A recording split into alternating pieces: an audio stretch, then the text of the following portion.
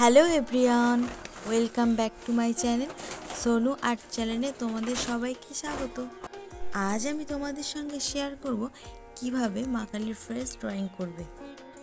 সবার প্রথমে কিন্তু আমি মা কালীর চোখ দুটিকে ড্রয়িং করে নিয়েছি এবং তারপরেই কিন্তু আইব্রোটা করে নিয়েছি। এরপর কপালের টিপটাও এঁকে নেব। তারপরেই কিন্তু আমি নাকটা করে নিয়েছি। এই নাকটা আমি খুব সহজের মধ্যেই রেখেছি। এখানে যে কালারটা আমি ইউজ করেছি, একটা মাত্রই কালার ইউজ করেছি, সেটা হচ্ছে লাল। ভেতরের পোর্শনগুলো এরপরে ভাট করে নেব এবং তারপরেই কিন্তু কপালের চোখ এঁকে নেব।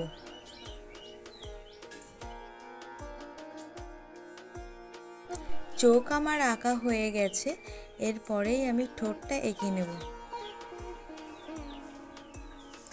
ঠোঁটের সঙ্গে সঙ্গে কিন্তু মা কালী, যেহেতু আমি ড্রয়িং করছি তাই মা কালীর দাঁতগুলোকে আমি এঁকে নেওয়ার পরেই কিন্তু জিভটা করব। সেটা তোমরা দেখে নাও আমি জিভটা কীভাবে করলাম। আজ কিন্তু মা কালীর ড্রয়িংটা আমি খুব সিম্পলের উপরেই রেখেছি। শুধুমাত্র একটা কালার দিয়েই কিন্তু দেখিয়েছি কীভাবে মা কালী ড্রয়িং করা যায়। আর হ্যাঁ, ব্ল্যাকটা কিন্তু ড্রয়িংয়ের শেষেই তোমরা ইউজ করতে পারো, তাহলে সব থেকে বেশি ভালো হয়। এই যে আমি মা কালীর চোখের মনি দুটো তারপরে কিন্তু এঁকে নিয়েছি সবার লাস্টে।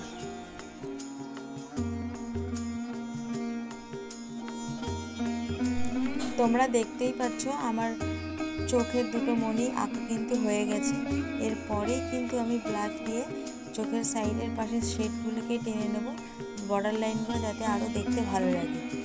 এবং তারপরেই কিন্তু আইব্রো সেম একই প্রসেস করব।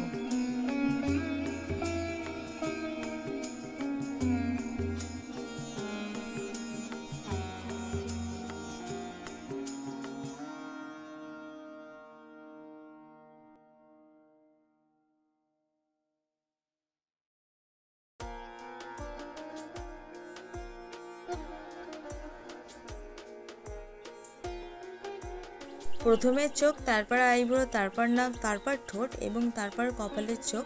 অ্যাট লাস্ট আমি কিন্তু লাস্ট পোর্শানে এসেই কিন্তু যে নলক, মা কালীর যে নলকটা সেটাই কিন্তু ড্রয়িং করেছি।